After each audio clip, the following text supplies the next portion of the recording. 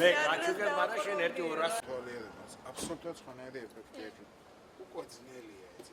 სამი სხვადასხვა თემატური მუზეუმის პროექტი გამზადებული იყო და არის გაჩერებული ყოველგვარი მიზეზების გამო.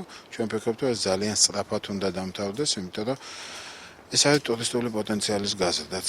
გარდა იმისა, რომ ეს არის ძალიან მნიშვნელოვანი ასეთი მისხალი ჩვენი ისტორიის არ უნდა დაიკარგოს, ყველა მუზეუმი უნდა იყოს თვითმმართველობის.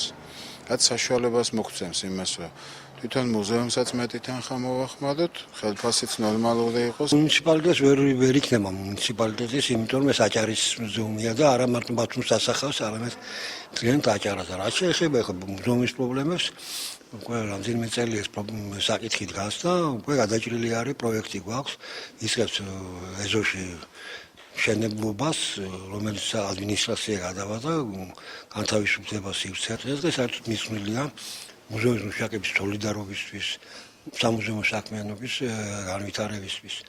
ჩვენ ამ დღეს ვცდილობთ, რომ გამოფინოთ ჩვენი ფონდებში, საცავებში დაცული ექსპონატები, რომელიც ყოველდღიური დამთავრებისთვის მიუწვდომელია.